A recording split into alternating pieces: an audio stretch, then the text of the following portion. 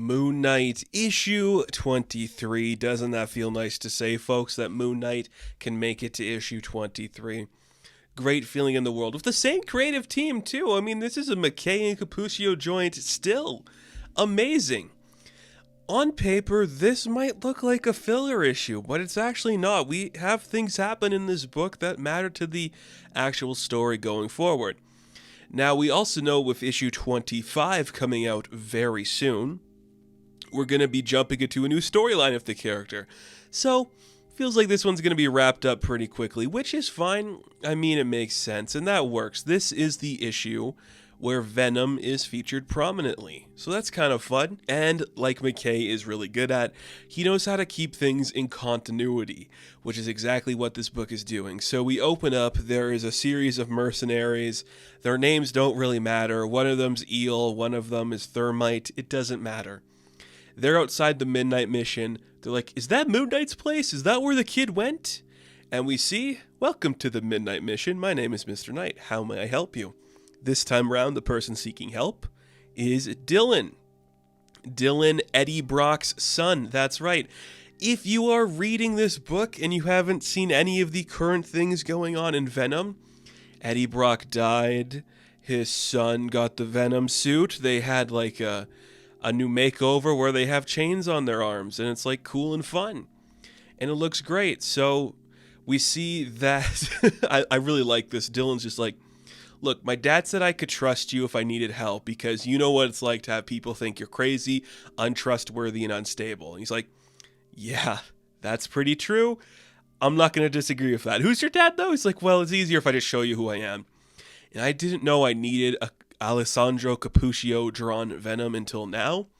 Big, bulky, freaky guy. I absolutely adore what we're seeing here. It looks so good. Just the reveal of Venom, oh, it looks fantastic. I cannot believe how much I like it. I'm not like an avid Venom guy, but just seeing Cappuccio do it, I'm like, this looks so slick and fun.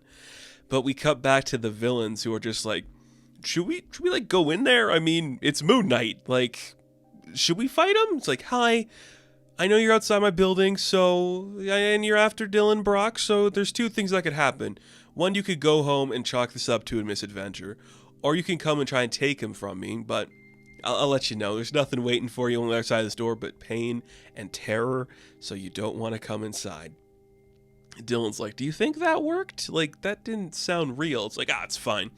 Just doing my own Karnak cowboy, it's fine. Like, they're probably going to come inside and try to take you, so we'll have to set up a plan to figure out what that's going to be. Kind of dig it, kind of cool. I do kind of, it's such a fun, like, this is the thing where I'm loving this run on Moon Knight so well. Like, the idea of the parallel between Dylan and Mark, like, on paper, you're not thinking about that thing, but they're, like, from an untrustworthy lineage, and you realize, like, they've been after me, like Alchemex and the Life Foundation, and they try to do things to me, and you're like, yeah, they try to cage me up, strap me down, stick needles in me, and you just see Mark reminiscing about the time where something like that happened to him, and you're like, wow, the weird parallels of not only do these two have a voice in their head, have a series of being, like, untrustworthy to, like, the larger community, but they're also kind of like experimented on in like these different ways. I'm like, that is an insane idea. I never would have connected to these two. Because I don't know, it doesn't make that much sense for Eddie Brock to be connected to Mark Spector in that capacity. So having it be this and it be Dylan, I think it worked well. And Mark tells him, like, look, I didn't know your dad, but he was right. I do know what it's like when people think you can't be counted on, but count on me to help you here. There's 4 of them. There's 2 of us.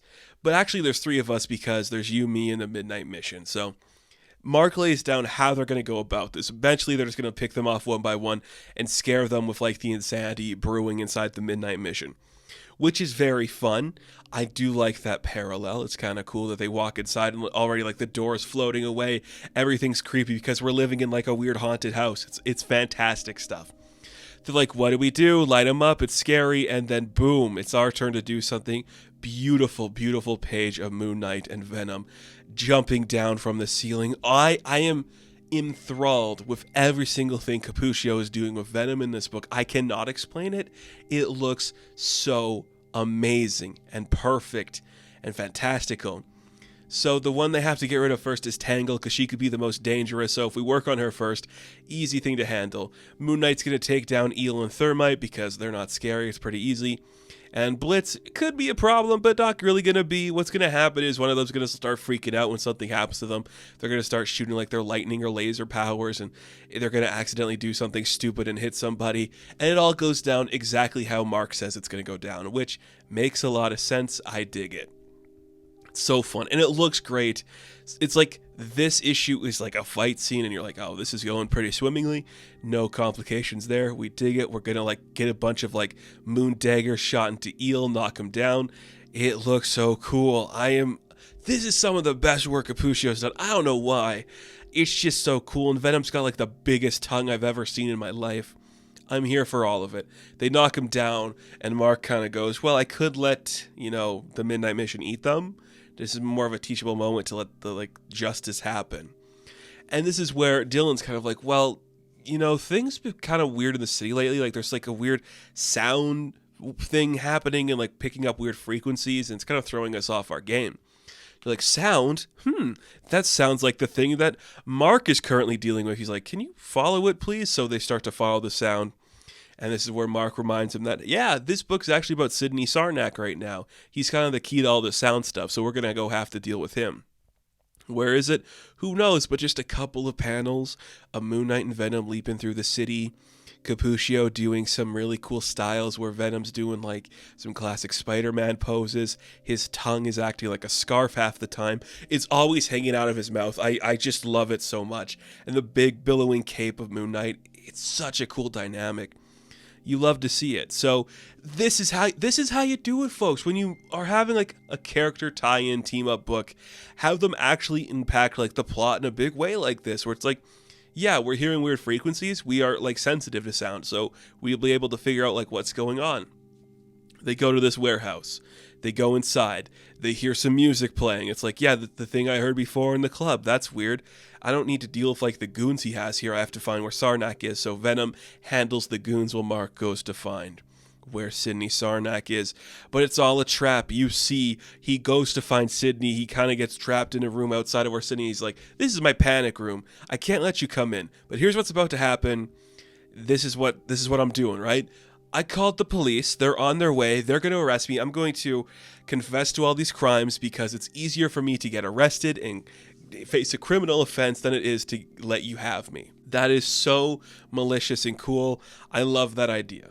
And Venom should be like, yo, the cops are outside. What are we going to do about that? It's like, oh, we lost him for now. So Sidney Sarnak is going to let himself get arrested. Moon Knight cannot win. It all sucks, so they have to flee the scene. What a shitty situation. But I love that because it also has that tie-in energy of just like, well, this doesn't impact the main story, but it also concludes this chapter of what we were doing where everything was kind of leading to Sarnak and everything. I like that. So he's going to be off the table for a little bit, allowing us to jump into another run, another arc. Very exciting. So they have to flee. We cut back to the Midnight Mission. It's like, well, that was useful, I guess. It's like, it's fine. I'll deal with Sarnak another day. Like the police, they'll do their thing. But Dylan, my offer still stands. If you want a place to stay, you can have it here. He's like, I can't. Well, okay. If you need help, you know where to find me. It's like, yeah, thanks for that. I appreciate it. But, Mr. Knight, you're a lot like my dad. He wanted to be better too, but that's kind of what got him killed. And that's where the book ends, with Dylan just calling Mark out on his shit, man. Toasty. I love that. What a fantastic way to end this book. I had an absolute blast. I'm not going to tell you it's my favorite issue of the run, but just in terms of like quality from Cappuccio and Rosenberg's coloring, immaculate, perfect, so fun, so pretty, having the time of my life. Great character design, great use of shadowing. I love it so much. It's just so fun. I'm not a Venom guy, but to have this team up work and like feel impactful, I'm digging it. I am digging it. It was such a cool experience. It played into the plot. It played into the character strength. It stayed in continuity. There was nothing about this I didn't like. Just a smooth, small issue to get things situated, to set us up for what's coming next. Perfect. Absolutely fun. Absolutely intense and cool. So, Moon Knight issue number 23, I am going to give an 8 out of 10. Thank you all for watching this review. Be sure to like and subscribe to the channel. As always, you can check me out on Instagram, TikTok, and Twitter. And as always, I will catch you in the next one. Have fun. Stay safe. Good luck.